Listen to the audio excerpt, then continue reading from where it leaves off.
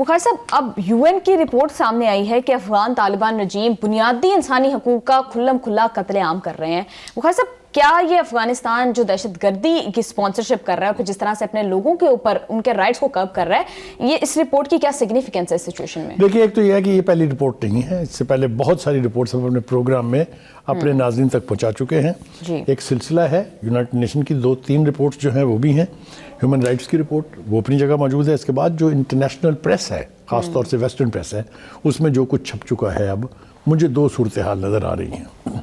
पहली बात तो ये है कि Afghanistan should now get ready for sanctions.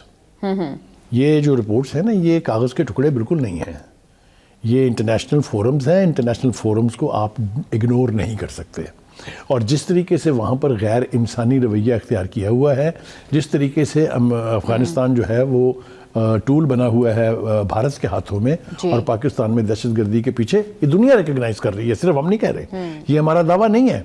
Our जो नैरेटिव है, that has been accepted by the world, that has been accepted by the international media as well as international forums. Bukhari साहब, मौजू बहुत बड़ा है लेकिन हमारे पास वक्त की बहुत कमी है। ये जो पाकिस्तान में हम देख रहे हैं कि रिसेंटली दहशतगर्दी में बहुत ज़्यादा इजाफा होता जा रहा है, जितनी काइनेटिक मेजर्स हम ले रहे हैं उतना ही उसका जो है रिवर्सल भी आ रहा है। तो बुखारी साहब, इसका क्या हल है, इसको किस तरह से सॉर्ट आउट किया जा सकता है? पहली बात तो यह है कि इसके हवाले से हम भी कई दफ़ा बातचीत कर चुके हैं। आज भी वज़ीर दिफा ने भी इसकी तरफ इशारा किया है, और एक जो सेनेटर अफवानुल्लाह हैं, जो सेनेटर मुशाहिदुल्लाह के बेटे हैं, उन्होंने इसकी तरफ और वाज़े तौर पर इशारा किया। उसने कहा जब मुल्क में दहशतगर्दी बढ़ रही है, कभी तो कोई मुड़ के पीछे देखे कि इसकी वजूहात क्या है। और वजूहात के ऊपर उन्होंने कहा कि प्रेसिडेंशियल पार्डन दी गई इनको, जो लोग यहाँ इंसानी कातिल थे, जेलों में थे, जेलें ब्रेक करवाई गई, और अबव ऑल हमने जिन दहशतगर्दों को मुल्क से निकाला था, या वो भाग गए थे या वो छुप गए थे, उनको वापस कौन लेके आया? ये सवाल उठ रहे हैं। इसका जवाब नेचुरल है, I don't have to add anything to it.